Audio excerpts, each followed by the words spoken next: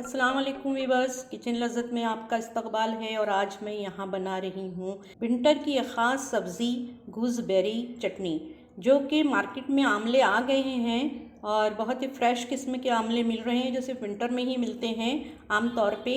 तो इसकी हम चटनी तैयार करेंगे ताकि हम इसे अच्छी तरीके से इस्तेमाल कर सकें अपने डाइट में। ये विटामिन सी का बहुत अच्छा ख़जाना है और विटामिन सी का ये कमाल है इस फल के अंदर कुदरत ने रखा है कि अगर आप आमले का मुरब्बा बनाएं या आमले को पकाएं या इसको बॉईल करें या स्टीम दें तो पानी में उबालें, इसके विटामिन सी जो है ये ज़ाय नहीं होते। तो आइए किचन लज़्ज़त की तरफ चलते हैं और बनाते हैं आमला चटनी। बस इसको आप बहुत दिनों तक प्रिजर्व करके रख सकते हैं, एयर टाइट बॉक्स में रखिए और इसको आप फ्रीज़र में रख दीजिए, साल भर ये आपको काम आएगी। इसको आप स्नैक से साथ भी इस्तेमाल कीजिए और बच्चों को ज़रूर दीजिए, उनके लिए ये इम्यून सिस्टम को स्ट्रॉन्ग करने के लिए बहुत अच्छी चीज़ है। आप जानते हैं विटामिन सी से इम्यून सिस्टम जो है ये इम्प्रूव होता है। च्यवनप्राश जो कि ताकत देता है और इम्यूनिटी सिस्टम को बढ़ाता है। वेदर जब चेंज होता है तो उसमें भी ये मौसम के असरात से बचाता है बच्चों को। इसी का ही च्यवनप्राश बनाया जाता है, आमले का यानी गूसबेरी का इंग्रेडिएंट है ये उसका मेन। और बाकी इसमें मसाले डाले जाते हैं च्यवनप्राश में। तो च्यवनप्राश बनाने की भी रेसिपी आपको यहाँ दूंगी मैं किचन लज़्ज़त में। देखिए यहाँ पर हमने इससे फ़ायदा उठाने के लिए और इसका मज़ा लेने के लिए आमले लिए हैं। सर्दियों के दिन है, आमले मार्केट में अवेलेबल हैं, तो यहाँ मैंने आमले लिए हैं।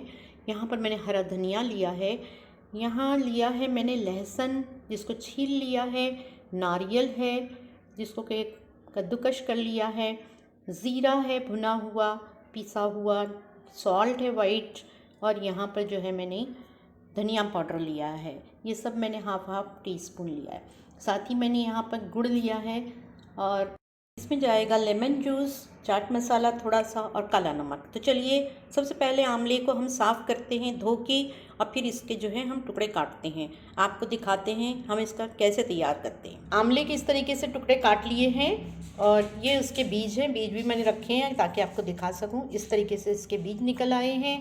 अब हम इसको पीसते हैं। देखिए आमला डाल दिया है और यहाँ पर हरा धनिया डाल रही हूँ, साथ ही इसमें हम ये सारी चीज़ें डाल देंगे। गुड़ भी जाएगा इसमें और अब इसमें डालूँगी मैं लेमन जूस। ये बहुत ही अच्छा लगेगा खट्टा मीठा। 1 टीस्पून डाला है।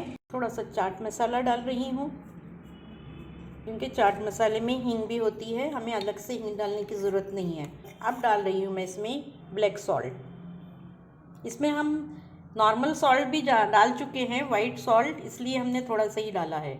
चलिए इसको अब हम ग्राइंड करते हैं। थोड़ा सा जाएगा इसमें पानी। देखिए यहाँ पर हमने इसको अच्छी तरीके से ग्राइंड कर लिया है। बहुत ज़्यादा हमने इसका पेस्ट नहीं बनाया है, थोड़ा सा देखिए इसको हमने मोटा रखा है, दरदरा सा, तभी ये अच्छी लगती है चटनी खाने में। सर्व करने के लिए हम इसको 2 तरीके से तैयार करते हैं। 2 सर्विंग बाउल में हमने इसको सर्व किया है। अब एक में मैं करूँगी बघार और एक को मैं ऐसे ही रखूँगी। तो चलिए इसका बघार तैयार करते हैं। हॉट ऑयल में मैं डालूँगी क्यूमिन सीड्स और साथ ही यहाँ पर सरसों के दाने।